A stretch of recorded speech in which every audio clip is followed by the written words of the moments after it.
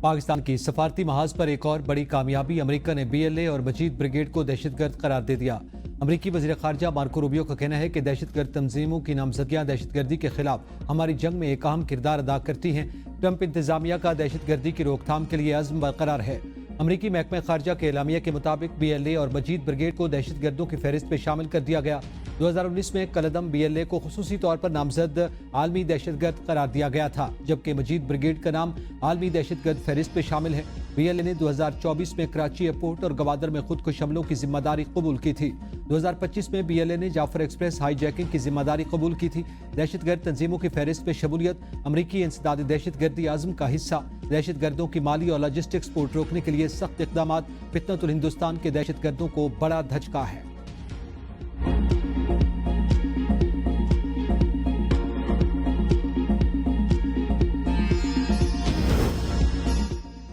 پاکستانی قیادت کالعدم BLA کو دہشت گرد تنظیم قرار دینے کے فیصلے کا خیر مقدم۔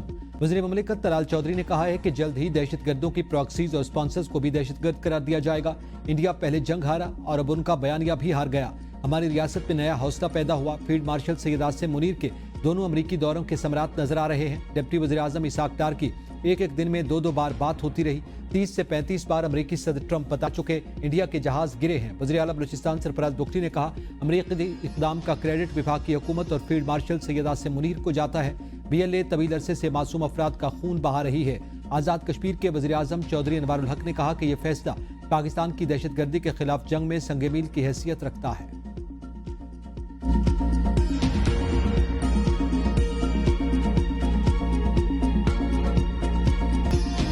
بین الاقوامی میڈیا بھی پاکستان کی بہترین سفارتکاری کا معترف۔ برطانوی اخبار فائنانشل ٹائمز کے مطابق فیلڈ مارشل عاصم منیر کی امریکہ میں سرگرمیوں نے تعلقات کو غیر متوقع گرمجوشی بخشی۔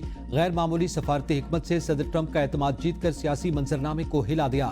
بھارت کو اس بدلتی صورتحال میں سخت دھچکا لگا۔ پاکستان کی سینئر فوجی قیادت نے امریکی مفادات کو راغب کرنے کی منظم حکمت عملی اپنائی۔ ٹرمپ انتظامیہ نے پاکستان کے تعلقات میں غیر معمولی تیزی سے بہتری۔ فیلڈ مارشل عاصم منیر کے امریکہ کے 2 بار دورے سے سب حیران۔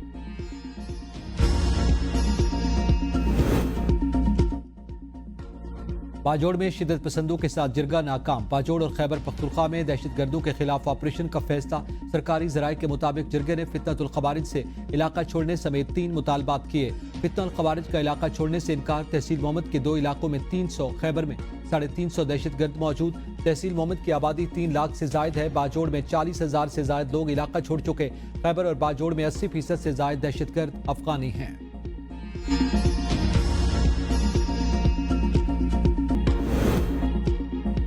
سینتاس معاہدے پر پاکستان کا موقف عالمی عدالت میں درست ثابت۔ عالمی ثالثی عدالت کی بھارت کو مغربی دریاؤں کا پانی بلا روک ٹوک پاکستان کے استعمال کے لیے چھوڑنے کی ہدایت۔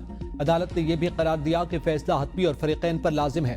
بھارت کو زیادہ سے زیادہ پانی ذخیرہ کرنے کی اجازت نہیں۔ پاکستان کا ثالثی عدالت کے فیصلے کا خیر مقدم۔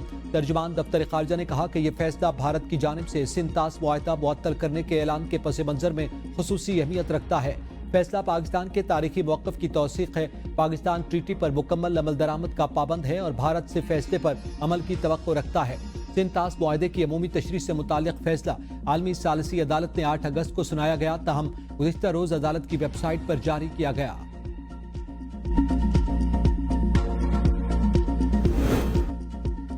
بھارت آبی جارحیت سے باز نہ آیا، بغیر اطلاع ستلج میں سیلابی ریلا چھوڑ دیا۔ قصور میں نچلے درجے کا سیلاب، 4 عارضی بند بہہ گئے۔ بڑا علاقہ زیر آب، دریا کے قریب بستیوں کو شدید خطرہ لاحق۔ پتی والا، بھکی ونڈ، مبوکے، چھانٹ سمیت دیگر علاقوں کی فصلیں زیر آب آ گئیں۔ چاول، مکئی، جوار سمیت دیگر فصلیں زیر آب آنے سے شدید نقصان کا خدشہ۔ دریائے چناب میں مرالہ، خانکی اور قادر آباد کے مقام پر درمیانے اور اونچے درجے کے سیلاب کا خدشہ۔ چناب کے ملحقہ ندی نالوں اور راوی کے ملحقہ نالوں میں بھی سیلاب کا خدشہ۔ PGMA نے کمشنر گوجرانوالہ، سرگودا، فیصل آباد اور ملتان ڈویژن کے علاوہ محکمہ زراعت، آبپاشی، صحت، جنگلات، لائیو سٹاک اور ٹرانسپورٹ کو بھی الرٹ جاری کر دیا۔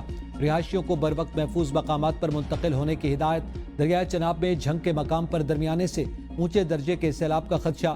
دریائے سندھ میں تربیلا، کالا باغ اور چشمہ بیراج پر نچلے درجے کا سیلاب۔ ہیڈ سلمانکی کے مقام پر دریائے ستلج میں پانی کی سطح بلند۔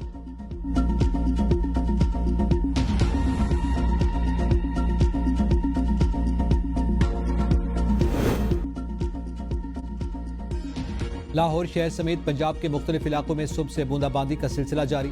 درجہ حرارت میں خاطر خواہ کمی۔ محکمہ موسمیات کے مطابق لاہور میں آئندہ 24 گھنٹوں میں مسلسل بارش کا امکان ہے۔ اسلام آباد، پنجاب، بالائی خیبر پختونخوا اور کشمیر کے چند مقامات پر بارش کا امکان۔ کراچی، سندھ سمیت ساحلی علاقوں میں مطلع جزوی طور پر ابرآلود رہنے کے علاوہ ہلکی بارش اور بوندا باندی کی توقع ہے۔ پاکستان ایٹمی ہتھیار رکھنے والا ذمہ دار ملک ہے۔ ترجمان دفتر خارجہ نے فیلڈ مارشل سے متعلق بھارتی بیان مسترد کر دیا۔ بھارت کا مبینہ ایٹمی بلیک میل کا بیانیہ گمراہ کن اور خود غرضی پر مبنی ہے۔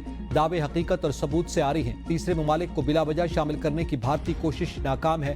پاکستان کا ایٹمی کمانڈ اینڈ کنٹرول ڈھانچہ مکمل سویلین کنٹرول میں ہے۔ بھارت کا یہ رویہ اس کی سفارتی کمزوری ظاہر کرتا ہے۔ پاکستان ذمہ دار ریاست کے طور پر کردار ادا کرتا رہے گا۔ کسی بھی کشیدگی کی ذمہ داری بھارتی قیادت پر ہوگی۔ بھارتی جارحیت کا فوری اور بھرپور جواب دیا جائے گا۔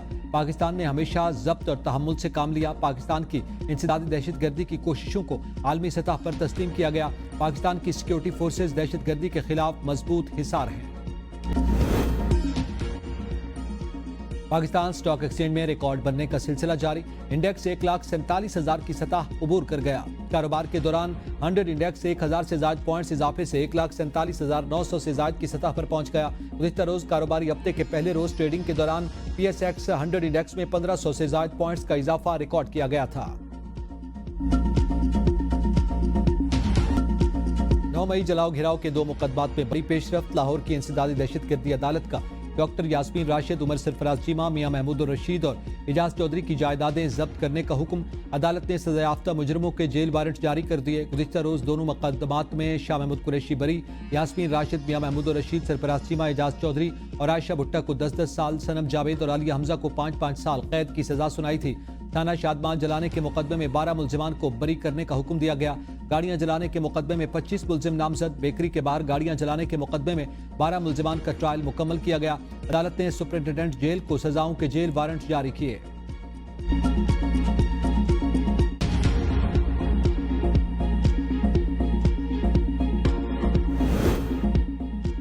انسدادی دہشت گردی عدالت لاہور کا شاہ محمود قریشی کو رہا کرنے کا حکم۔ سپرنٹنڈنٹ جیل کو رہائی کا مراسلہ جاری۔ عدالت نے 9 مئی کے 2 کیسز میں شاہ محمود قریشی کو رہا کرنے کا حکم دیا۔ حکم نامے میں کہا گیا کہ اگر ملزم کسی اور مقدمے میں مطلوب نہیں تو رہا کیا جائے۔ وانی پی ٹی آئی کی 9 مئی مقدمات میں ضمانت کا کیس۔ پنجاب حکومت کو نوٹس جاری۔ سپریم کورٹ نے لاہور ہائی کورٹ کے فیصلے پر سوالات اٹھا دیے۔ پروسیکیوشن کو قانونی سوالات پر تیاری کا حکم۔ چیف جسٹس یحییٰ آفریدی کی سربراہی میں 3 رکنی بینچ نے سماعت کی۔ چیف جسٹس نے استفسار کیا کہ کیا ضمانت کے کیس میں حتمی آبزرویشنز دی جا سکتی ہیں۔ دونوں سائیڈ کے وکلاء قانونی سوالات پر معاونت کریں۔ سپریم کورٹ ایسی فائنڈنگ نہیں دے گی جس سے کسی کا کیس متاثر ہو۔ کیس کی سماعت 19 اگست تک ملتوی۔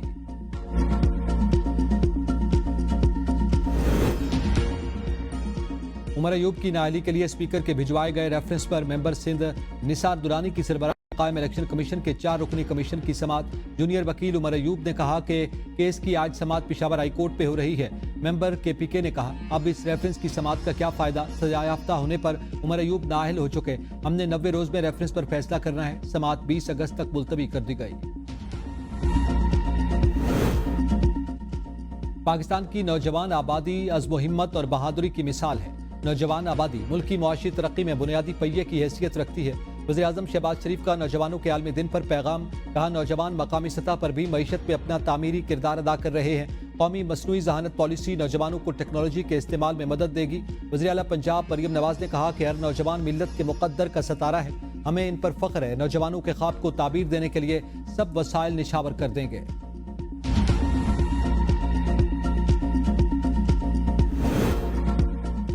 صدر مملکت نے سینٹ کا اجلاس آج شام 4 بجے طلب کر لیا۔ 10 نکاتی ایجنڈا جاری۔